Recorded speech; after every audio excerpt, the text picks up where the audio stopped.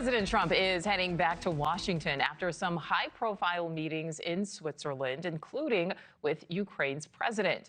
The two leaders meeting behind closed doors, with Trump afterward saying it went well.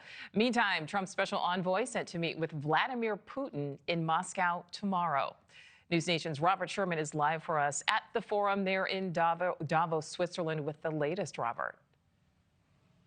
Hey there, Nicole. Well, there's what's happening on center stage in Davos, and then there's what's happening on the sidelines. And in this case, some pretty significant movement when it comes to the war in Ukraine. With President Trump and President Zelensky meeting here in Switzerland today, the takeaway from all parties was that it was a strong, productive meeting, but it's about where we go from here. And with both the White House and the Ukrainians confirming that now we're expected to see our first trilateral meeting between Russia, Ukraine, and the United States. It'll be at the negotiator level. That will be taking place in the Emirates tomorrow. And in terms of what to expect, President Zelensky telling reporters this just moments ago.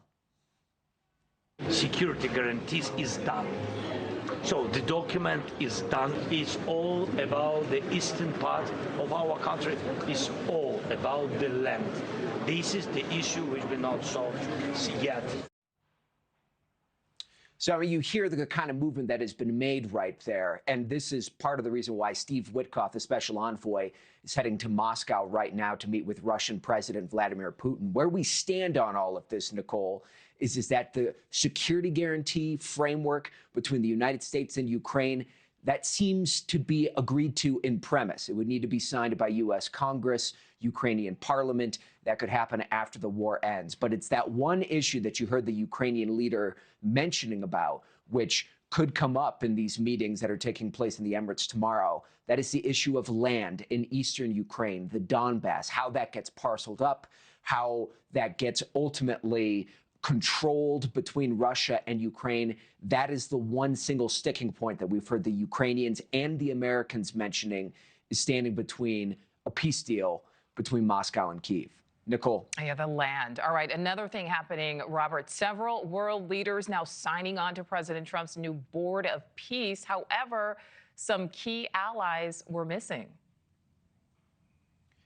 This is something that has certainly garnered a lot of attention here. The so-called Board of Peace, in its initial construction, has been meant to bring stability and peace to Gaza in the days after the war there and to provide a long-term path forward for the enclave there. But now it has expanded much more outside of that, with the president talking about it being a method of bringing stability around the globe.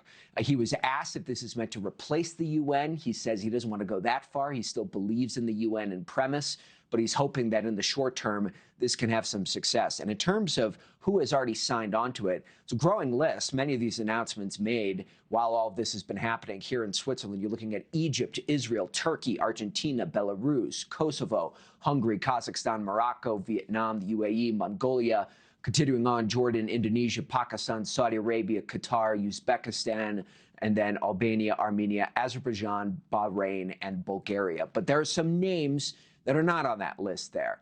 That includes the British. The UK came out today and saying they're not quite ready to sign on to this yet. France has said that they're not quite on board with this yet either. A couple of other states as well that you see on the list there. And a big part of hesitation, especially the British vocalized this, an offer has been extended to Russian President Vladimir Putin to join that so-called Board of Peace. It has not been formally agreed to yet, according to the Kremlin. They're still studying it. But that has caused some hesitation, especially in Western Europe, about if Russia should be involved in this or not. So much more to come on this Board of Peace. Thank you for watching. Subscribe below and download our NewsNation app right now on your phone, and you will get fact-based, unbiased news for all Americans.